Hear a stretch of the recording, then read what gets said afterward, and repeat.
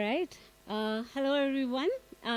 Thanks for attending my talk. My name is Shelvi Vaklu. I go by the she, her pronouns. And today my topic is preventing, diagnosing, and curing bad data. So I have been working I run my own data consulting practice for the last couple of years. I've been talking about this topic, though, for the last 6 or 7 years. Some of you might have looked me up on LinkedIn, but I wanted to start with some fun facts beyond what you might see on my LinkedIn credentials. These are a couple of cities I've lived at. I'm curious. I don't see anybody recognizing something, but that's New Delhi, San Francisco, Prague, and I used to live in Chicago. All of them are along the water side, and Porto is too, so I am considering moving here. Taylor Swift just released a new album. She talks about her exes and her current fiance's exes, and that has apparently made her a billionaire. So I thought I'll tell you about my exes too, because I want to be a billionaire. So I worked at Strava, Komodo, Salesforce, Fitbit, amongst a few other companies.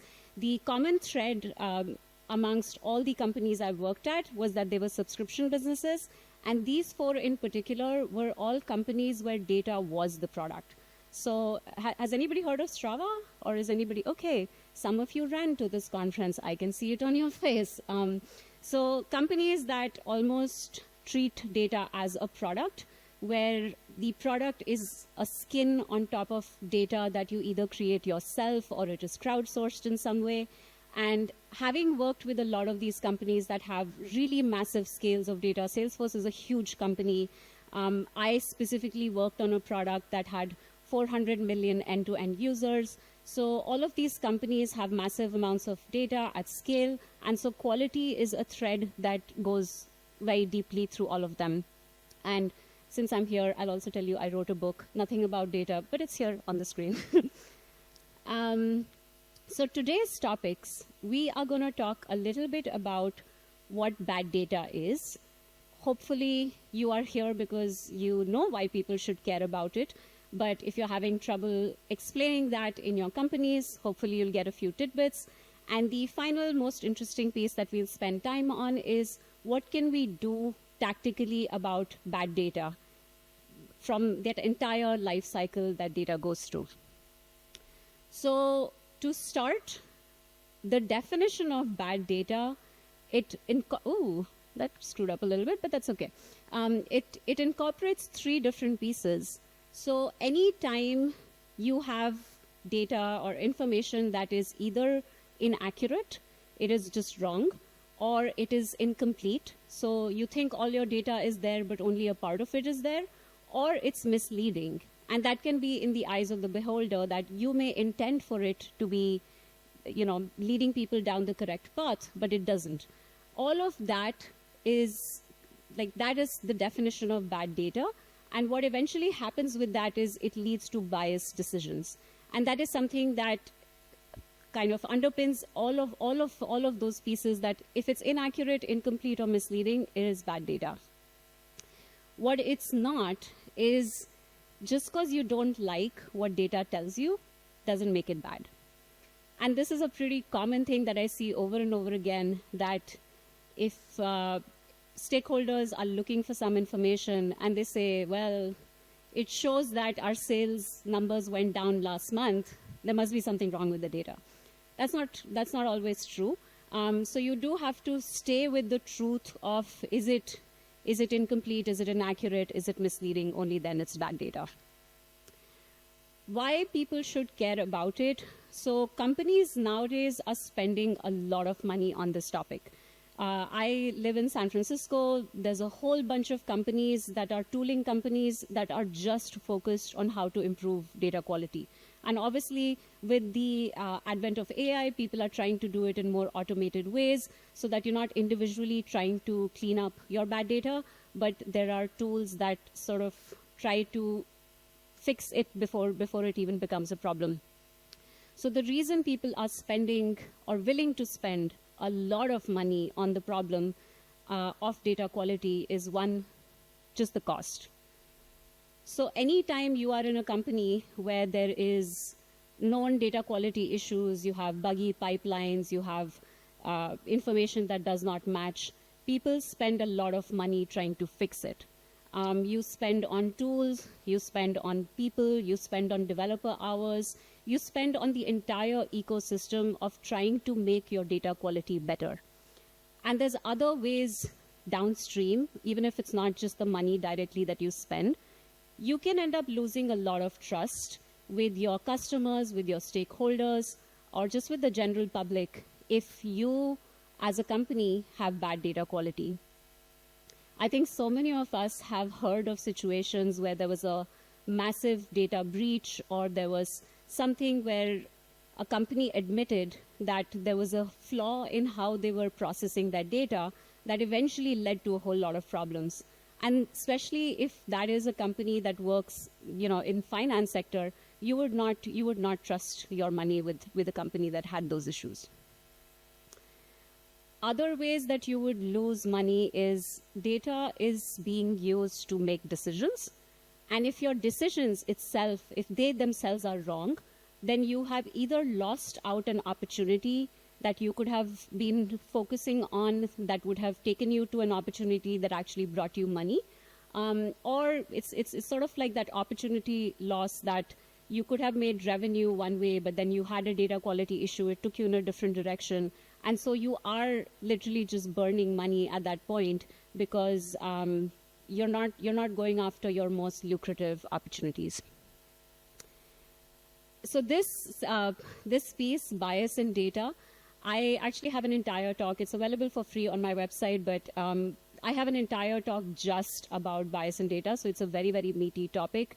There are so many ways where if you are selling a product and some people are being filtered out, like some people who would have bought your product, but they're not even being shown your product because your data filtered the intended audience in a way that was biased. That of course leads to monetary loss, but there is actual harm that can be caused. I worked in healthcare, and you can have entire populations that are supposed to get some maybe access to pharmaceuticals or something like that. And if there is bias in your data, it actually leads to life and death situations, which is absolutely not what you want. This part, so liabilities can be legal, they can be compliance related, they can be ethical and moral as well. So again, in sectors such as health, such as finance, there are specific things you need to do. So if you are familiar in health, there are privacy laws about how you can aggregate data, how data quality is looked at.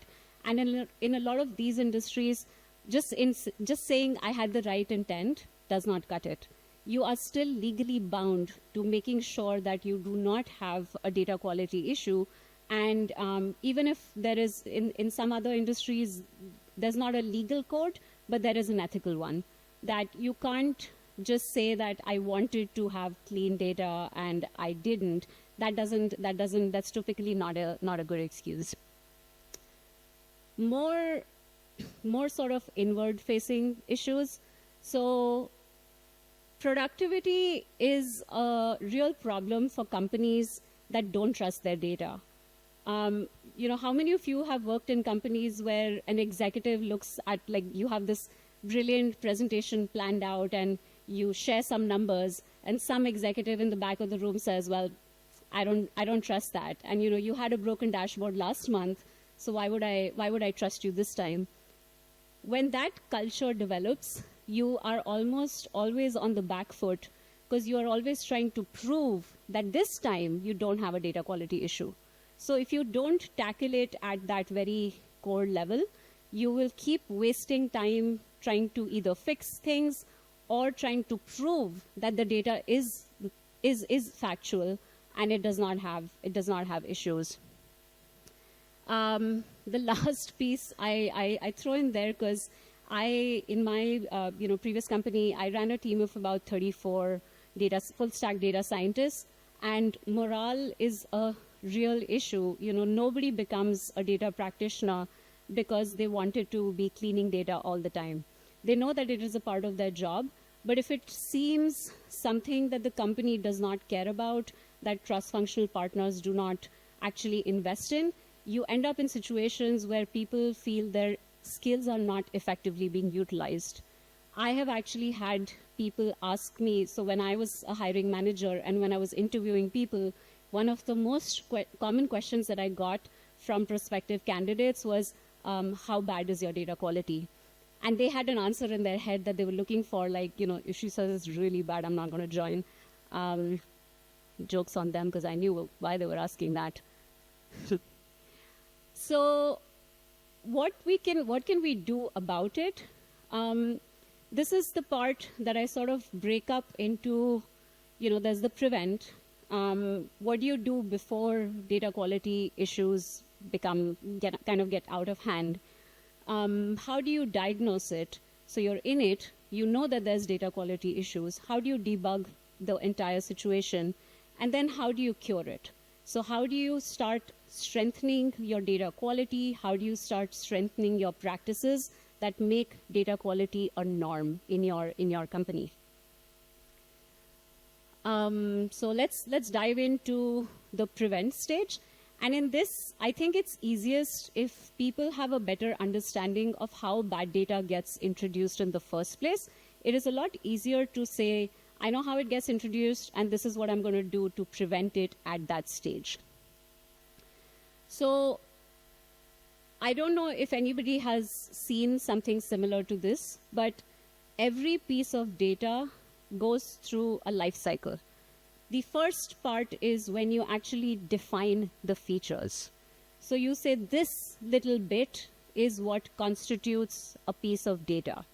Usually product and data teams work together to say, my piece of information is this is how I define it. After that, typically with the help of data engineers or software engineers, you track and store your data through an engineering process. So there's already a definition, and then you say, I am going to log it in some way so that I have my next stage of the data lifecycle mapped out. After that, you transform the data. This is done so that you can use it. It's in a usable format, and you will apply some business rules that say, you had these little bits of information, now I'm going to put it together, and it's going to be transformed into something usable. After that, you typically analyze it. You have either modeled the data, or you have analyzed or interpreted it, and it is with the aim of a specific business problem that you are trying to solve. And the final piece is when you share it. This is everyone's favorite piece because there is usually a pretty dashboard involved. So this is when you have results that are shared with stakeholders. Maybe there can be many other ways of sharing out information, but this is the part where normal people, which is non-data practitioners, actually get to interact with what that data meant. So this is the data life cycle, and before I dive into this, I do like to share the entire sort of viewpoint, because a lot of people have something like this pinned to their desk so that they can kind of think about each stage. And I've given a couple of examples for each stage on how bad data gets introduced. So this is by no means an exhaustive list. I've listed the most common things at each stage, and let's go through them one by one.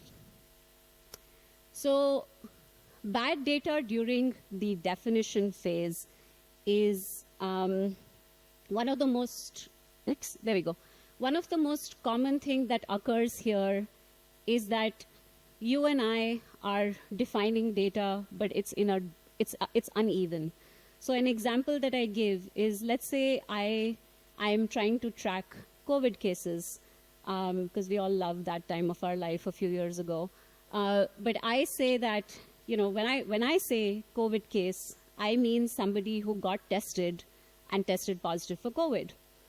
You may instead think that a COVID case is if you are showing symptoms. So it could include a self-diagnosis even without getting a test. So that has now created an uneven feature definition. you and I think we are talking about the exact same piece of data, but it's not, because the definition itself is skewed. Similarly, you could have a very myopic definition. So continuing with the COVID example, you could maybe say, okay, all the variants I know today for COVID, those are being tracked. But then tomorrow there is some new variant with a lot of different letters attached to it, and you didn't account for that as part of your definition. So again, you can see that that discrepancy in how your myopic definition excluded certain variants is going to create a problem when you're trying to run analyses on the COVID cases. And the final piece could just be incorrect input parameters. So maybe you are expecting people to type out that information, maybe right below something that they're supposed to type, there's something else which is very similar. So it could be unintentional issues, it could be something which is not very clear to people, but again, it all aligns under the definition phase that your definition of the data itself is faulty. The next phase that I had referenced was the logging phase. So this one is again, like a broken bridge. If you're trying to get your data to the center of the lake, the first thing is you have to have correct and complete tracking. What happens when you say I'm trying to collect data, but you end up only collecting it from mobile devices, or you forget about mobile devices and only collect it from web? So in those cases, your tracking is not set up correctly, and you think you're getting the full picture, you're not. A faulty pipeline could again be something that's there from the start or something that happens over time. Maybe your data pipelines were not intended to handle a certain kind of use case, or they were, but eventually there was such a lot of volume of data coming through that situation, or something happened and your pipeline broke. So this often tends to be something a little bit temporary in nature, but it is something you can predict that what can possibly go wrong with my pipeline. This one is super common, especially when you think about data that is global in nature.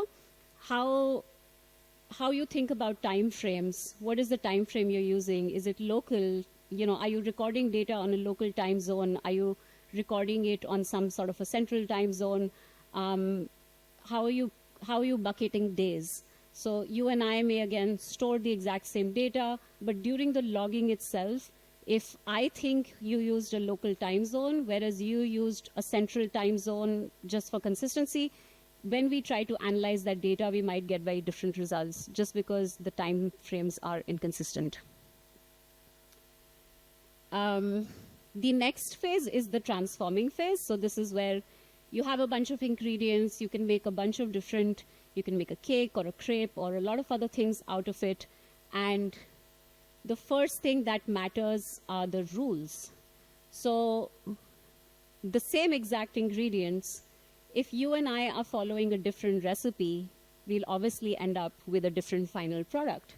And that's the same thing with data, that if people assumed that when I'm tracking sales information, I am tracking it for the global company, or I'm only tracking it for North America, or something like that. Like if the rule is unintuitive and you are not sure of it, different data practitioners may make slightly different decisions on how they transform that data.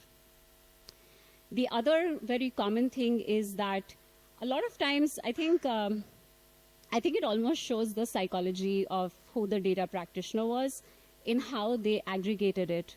Even if you ask people, there's that method where you have a rubber duck and you try to explain what you did in your code. And if you just hear people talking about how they took some piece of data and how they transformed it into something else, the little steps along the way in which they aggregated it, like did they, for again, the sales in North America example, did they first take all sales, then filter out just the North America sales, then added some other rule? Like some of those aggregations can be a little pointless because they cannot be used for any other piece of information. if I have already had the narrowest filter applied the first time I'm aggregating data, I'm not going to be able to use that data for anything else. So this is a case where people end up doing a lot of gymnastics just to get to what the original data was. And if there's a fault somewhere in the data, if they question a data quality issue, they have to go far, like really far back up. Like, that's why I think DBT became popular, because you could kind of see the data aggregations at different steps. And to have to go back all the way to the top step, it can be, again, quite costly and just frustrating. Logical errors. So human errors occur almost in every part of the data lifecycle, but especially in the transforming phase, because you are trying to take something and convert it into something else. You may make an error, a human error along the way, which then just kind of breaks the rest of your life cycle. Then there is the analyzing phase. So this, again, you start with, how did you even define the problem? So I show these people who are, they're both correct. One says it's a 6, one says it's a 9. And until you actually discuss the nuance, so I've had situations where a product manager wanted to know, how many people are monthly active users of this product.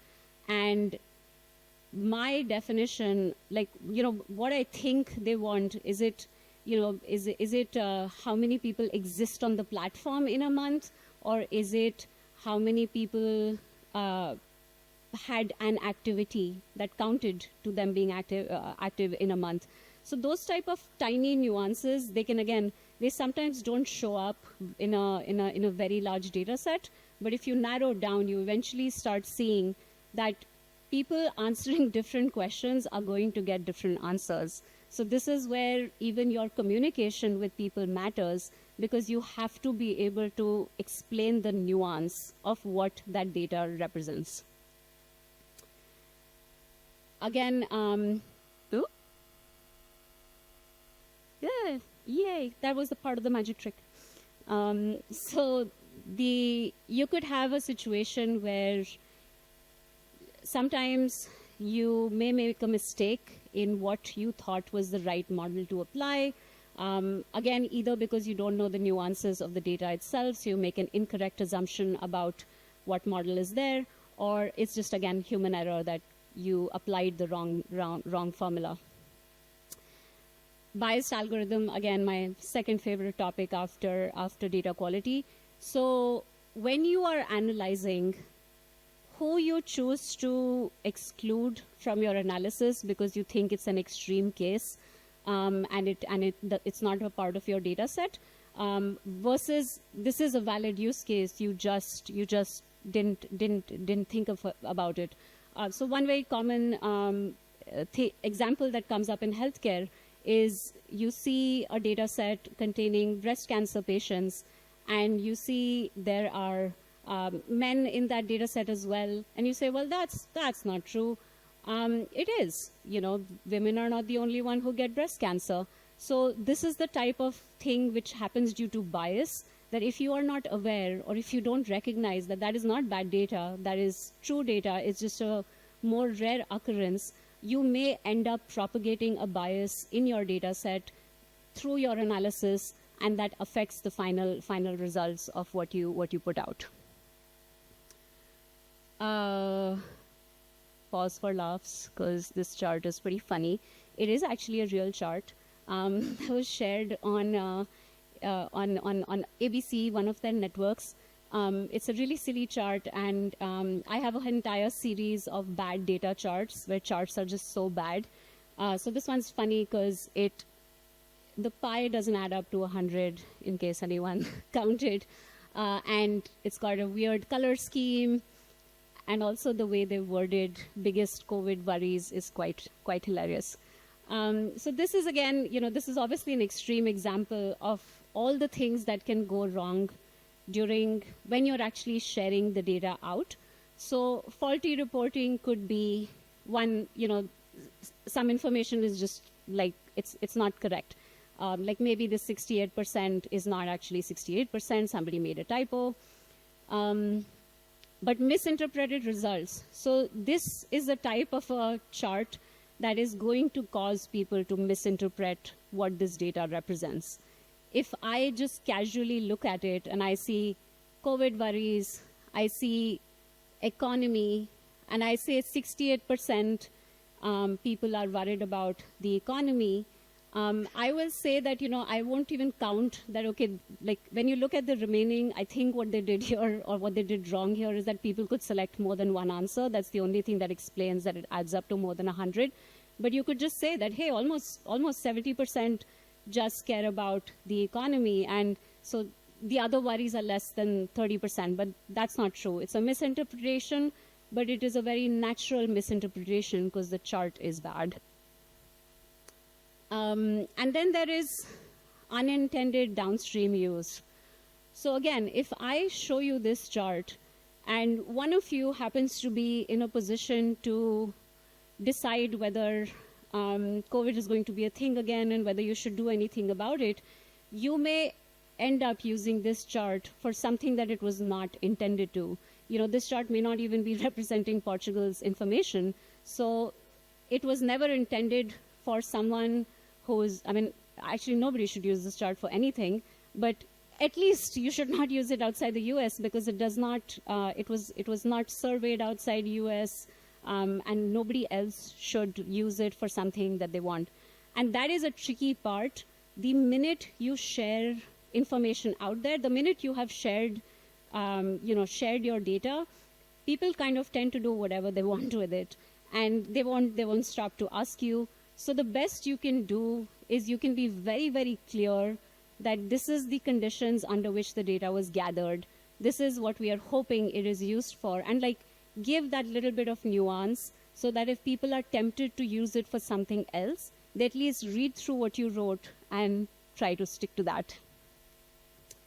So yeah, just recapping, these are the phases. Every phase has possible things that can go wrong.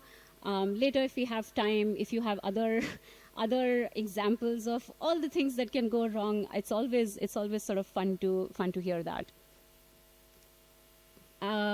Okay, how are we doing on time? Yes. So diagnosing bad data.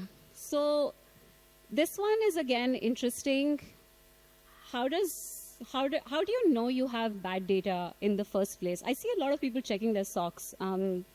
Cool. Sometimes they just don't match. So this, I think the most terrifying statement for any data practitioner is an exec who says, I pulled up the monthly active users number on the Salesforce dashboard and it said X, and then I pulled it up on this other dashboard and it said Y. And like, the rest of your day is gone. You're just going to have to spend the rest of your day explaining why don't those two numbers match, which one is correct, which one is wrong, and are you bad at your job? So this is always one of the most common ways it shows up. The other way it shows up is results that look suspicious. So this is again something that maybe it is true, maybe you saw a number and you said, okay, this doesn't match up with what I thought the number was going to be. And sometimes that person who is a little suspicious is correct. And sometimes that person is wrong. But either ways, you have an example of something that at least could be bad data. And without investigating further, without actually digging into it more, you can't confirm whether it's true or not. So in all these cases, besides like just knowing who are the people who tend to cry wolf all the time, look for the obvious reasons.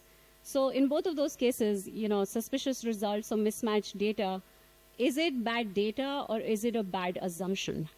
So when people say like these two dashboards did not match, were they ever representing the same information? Were they supposed to represent the same information?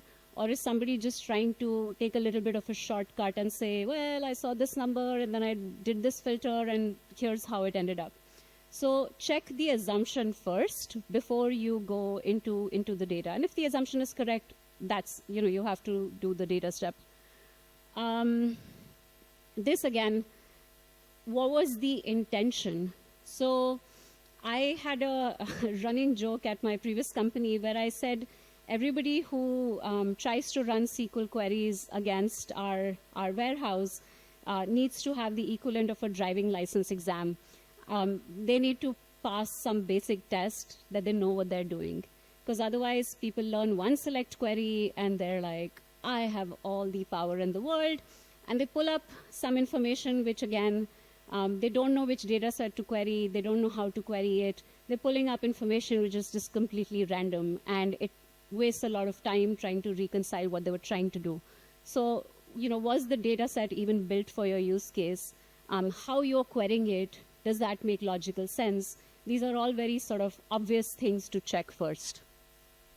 And then again, hopefully you are able to push in your companies to have a communication way that if there is a bug, if there is a pipeline issue, it is communicated to everyone so that people know that right now there's a bug or right now there's a pipeline which is faulty, and so don't try to look up this information until it is resolved, because that it happens in the best of cases that you will eventually have something break and you cannot trust your data during that time.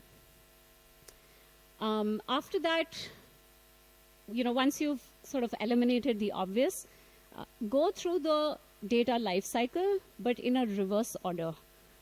And the reason for that is because you can start saying, like, when the data is shared, if you know that, okay, it's wrong, then you look at the analyzing stage, you look at the transformations, you look at a couple of the aggregations, and you keep trying to find that, okay, at which stage did the data break?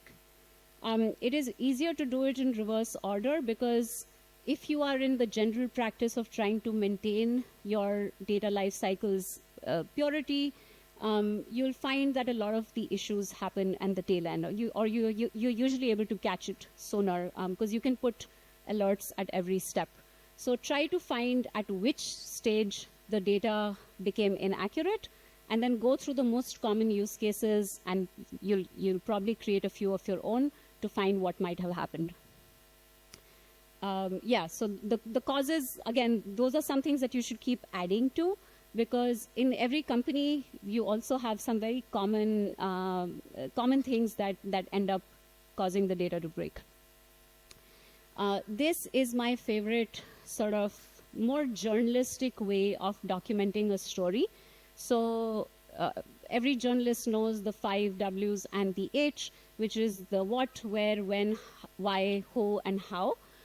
This is also a great tool if you are collaborating with other people in trying to solve a data problem. So, for example, if you say, when does it occur? The whole fact that if another data practitioner with you says, oh, it only happens in the daytime, or somebody says, oh, it only happens when somebody in North America tries to add a new piece of information, getting to those, almost using this as a documentation way will help you narrow down things faster, and it will also help you eliminate things that are not true. So it reduces the burden of trying to solve it because you've already said, like, these are the things that I've already tested for and I know they're not true. All right, we are down to our final stage. So this is the cure. My general viewpoint is that if you have worked hard on the prevention and if you get really good at the diagnosing and debugging, hopefully the cures should be much easier to do. So companies that spend a lot of time just at this cure stage, you want to try to push the work up. You want to try to prevent things more than, spend. It's more expensive at this stage.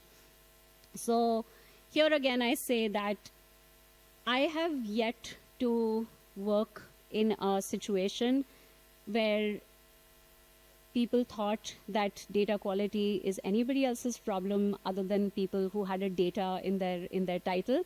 But the reality is that it is one of the most cross-functional efforts that you can ever think about. So think about what I said about the life cycle in the first stage. No data scientist comes up with the data definition. It is usually somebody in business or in product or somebody on the customer side who helps define what even a piece of data should look like. So why should the solving be only with the data practitioners? Data practitioners can lack context. They can lack what normal looks like. And when you make it a cross-functional effort where everybody tries to help with their little bits of pieces in trying to fix the problem, it goes much faster. Otherwise, data scientists typically are just trying a bunch of things, seeing the pattern, and then reporting back. But it really helps when people take a cross-functional approach to solving a problem like this. Common scripts. So these are actually, again, I on my website, I have a couple of examples of just these scripts itself, but you can have just data volumes across sources every time you are moving data from one location to the other. Like this is, again, one of the most basic steps, like, did you drop some data? Did you duplicate some data?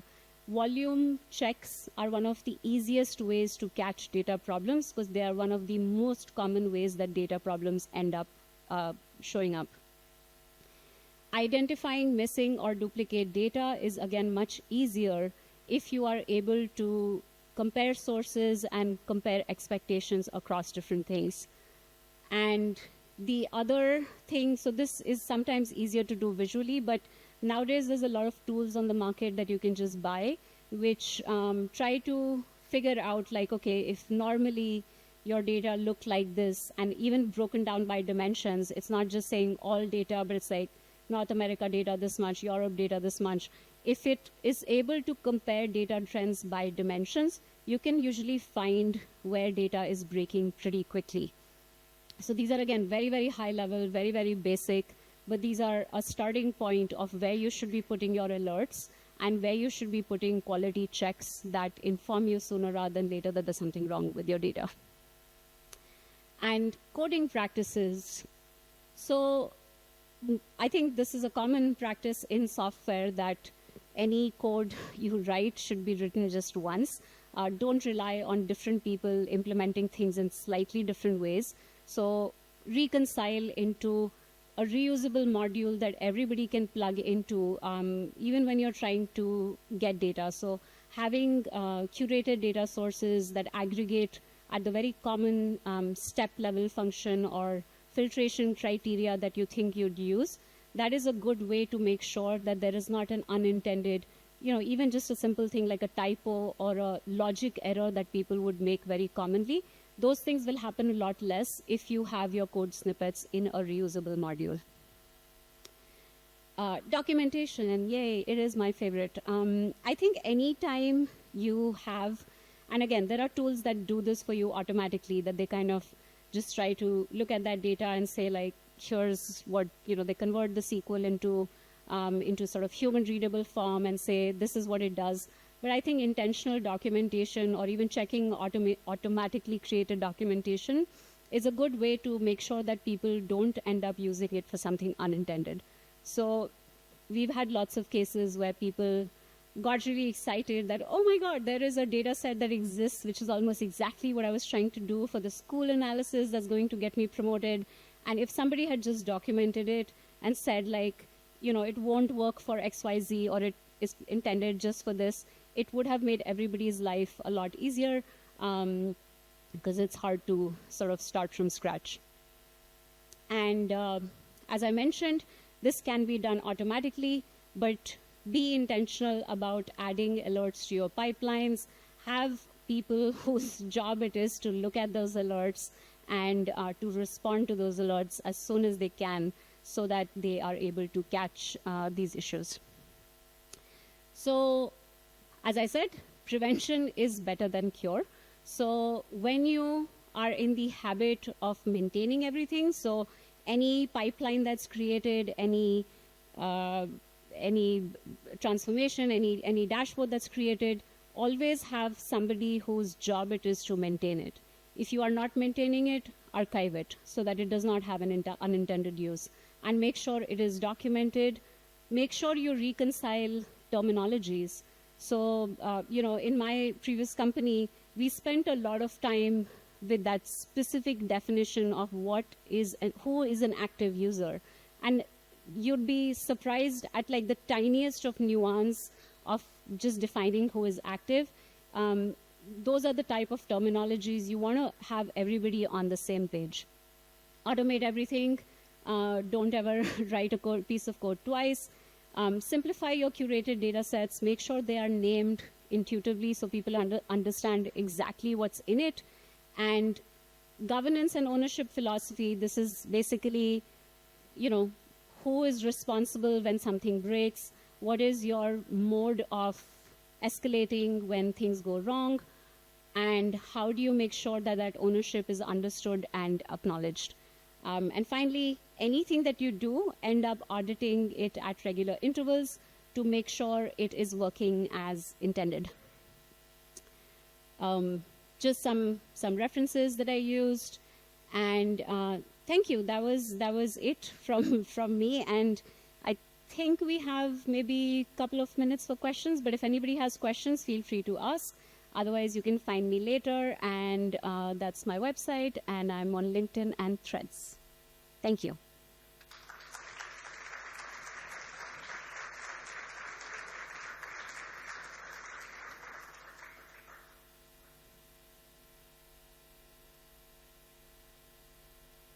Yes? Sorry? You got big personal. It's out there. Oh. Said that you documented the intention. Yep. Is that at least within an organization, do you consider policies just to physically restrict that the creators to be? It seems to be more reliable than just document it.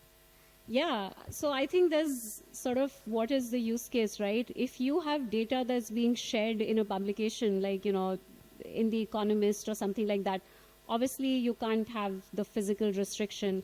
But like I said, in at least within organizations, like I mentioned, giving people access to our warehouse, it required them to go through a little bit of a training program. It required them to say that, okay, I will, if I'm unfamiliar with a data source, I will ask somebody before I use it. So you have to see what the appetite of your organization is in restricting, like physical restriction, don't give people access at all to something.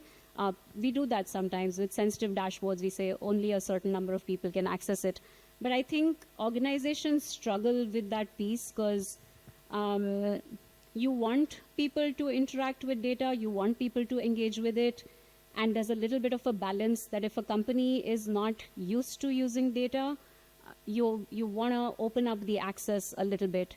If a company is very heavily reliant on data, sometimes it's more normal that, okay, you need to prove that you're not going to use it for something that's not part of the plan, before you give that access.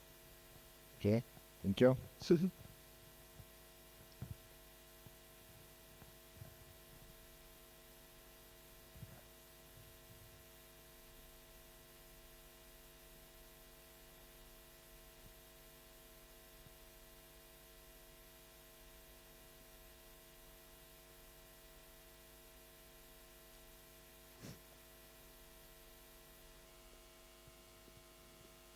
Cool. If anybody else has questions, feel free to find me later. But thank you again so much.